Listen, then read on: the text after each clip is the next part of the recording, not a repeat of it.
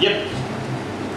Okay, my presentation is on this guy, Mr. Edward D. Wood Jr., film director, actor, screenwriter from the 1950s. Most famous has been regarded as the worst of all time in all those areas. And his film Plan 9 from Outer Space has been regarded as the worst film ever. Next, some people may have heard of Ed because Tim Burton made a film about him, naturally happened to star Johnny Depp. Also starred Martin Landau at the bottom, who won a Golden Globe for Best Supporting Actor. The film's more of a tribute. It's not strictly factually correct, but it's quite nice. Ed was born in Poughkeepsie in 1924. That's in the top left. He first fell in love with cinema when his mum bought him a Kodak Special, which is in the top right.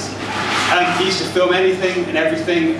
He enlisted in the army. That's gone quick. He moved to Hollywood in 1947 because of his love for film, directing mostly westerns, adverts, nothing too special.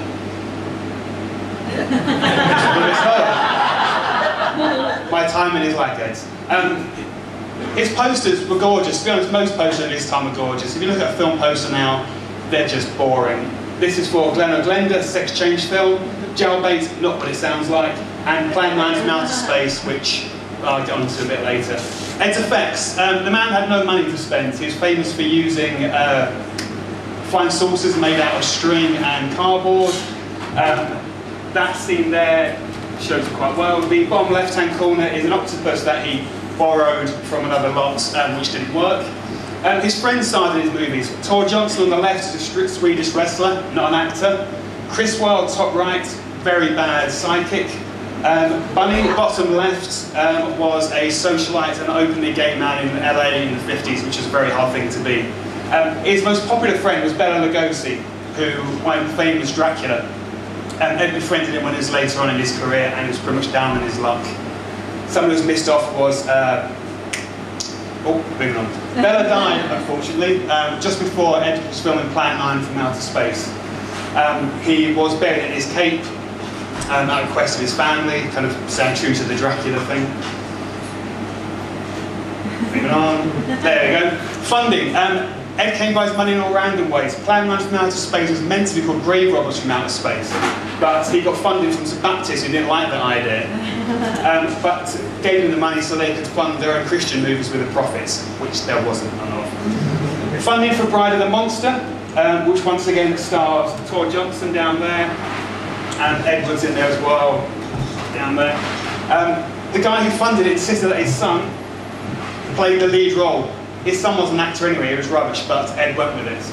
Glen O'Glenda, one of Ed's first proper movies, was a film about someone who had a passion for dressing in women's clothing, which is a passion Ed had from when he was a little boy, when his mum used to dress him at the age of 12 because really she wanted to go. In 1955, Bride of the Monster came out. This starred Bela Lugosi again, top left, Tor Johnson, beautiful poster. Timing. There we go. Plan 9 from Outer Space was Ed's opus. It was his favourite film, but once again people kind of got in the way. Biggest problem for Ed with Plan 9 was that Bela Lugosi died before he made it.